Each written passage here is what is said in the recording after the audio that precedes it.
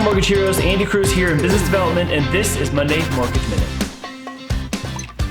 Welcome back to a new week, and normally, of course, a little bit more excited to come to you with news and updates on what's going on, but it is with a heavy heart today that we remember all of those servicemen and women who lost their lives last week.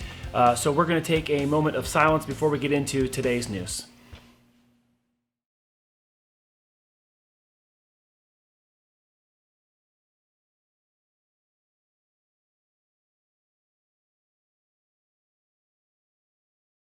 As an organization that works with active duty military and veterans and have come from a very long line of military men and women, it is really important to us to take time to honor those who have fallen in the line of duty. And it is just across the board. Everyone on the team today just has a level of sadness and gratitude for those who serve and those who fight. So thank you for honoring them and honoring this part of today's message by joining us in that moment. All right, on to today's news. Here's what you need to know. The eviction and foreclosure moratorium is going to end.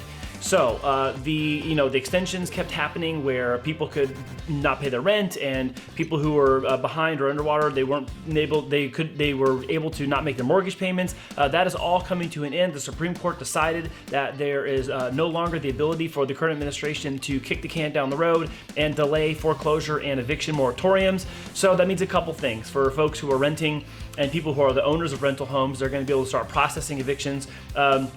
And that also means that some of those are going to decide they're going to sell. Some of these people that are landlords are probably unwilling to go forward being a landlord anymore after given this scenario. There will be a whole handful, of course, that'll still be landlords, and that's the way they make money, and that's of course expected. But also, I think it's realistic to think that you're going to see some they want to change hands. They're going to go ahead and list their property and sell it. So there might be an opportunity there for some of you looking to get into something like that. Now, the other thing is that with the foreclosure moratorium ending, the foreclosures that have been halted are now going to be able to start being processed. What will happen is over the course of the next couple of months, people who are late on their mortgage payment and the bank has the right to proceed with the foreclosure process, they will proceed with that process, give their notices, allow the timeframes to occur before they can list the house, but then those are going to come on the market. So you're going to be displacing a lot of people in tenants and in homeowners into we don't know where they're going to go.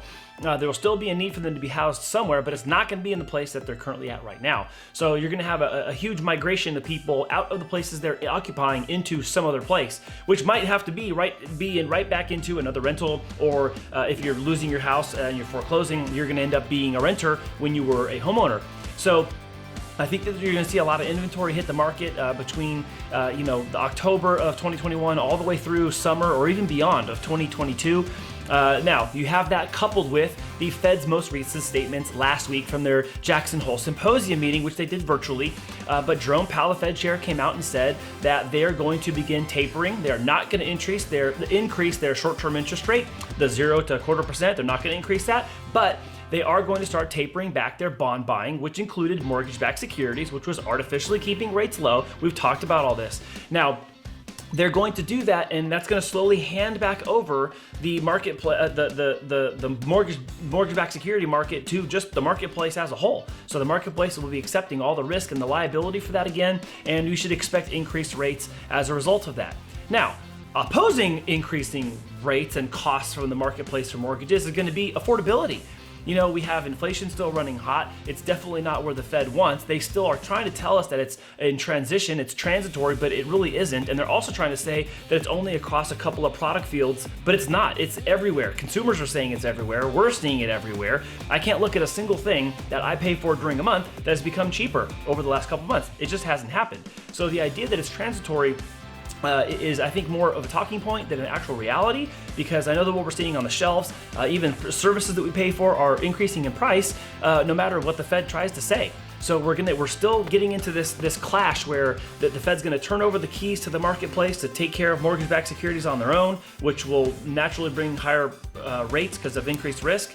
met with the affordability problem you have, while at the same time trying to get more people into home ownership, while we're got a foreclosure eviction on one hand and a rent moratorium ending on the other hand. There's a lot of moving parts, and they don't all play nice together in the sandbox. So I think we're in for a bumpy ride. That's what I'm trying to get to. We're in for a bumpy ride over the next couple of weeks and months, and one of these forces, or a couple of these forces, are going to override and supersede the other forces. So something has to give.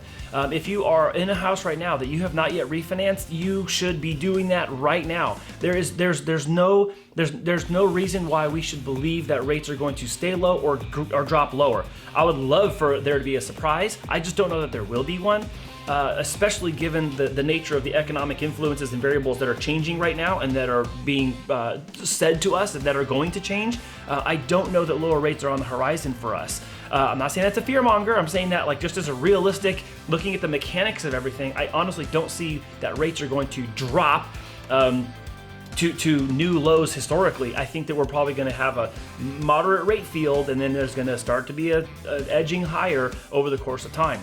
Inventory should probably come back because of the foreclosure moratorium, and those landlords that just don't want to be landlords anymore, want to sell their places while the market's still hot. I think you're going to see some of that as well. So I just implore you to start having conversations. If you have not talked to us yet, really, you need to start having conversations with us on what it is you're trying to accomplish, what you need to do, what you're hoping for, and how we can kind of match what's happening in the marketplace, what you want to happen, and try to bring those two sides together. So please DM us, give us a call, send an email to one of our loan officers, and let us try to help make sense of your specific outcome that you want and try to help you get across that finish line together. Thank you so much for watching Monday Mortgage Minute. We will see you next week.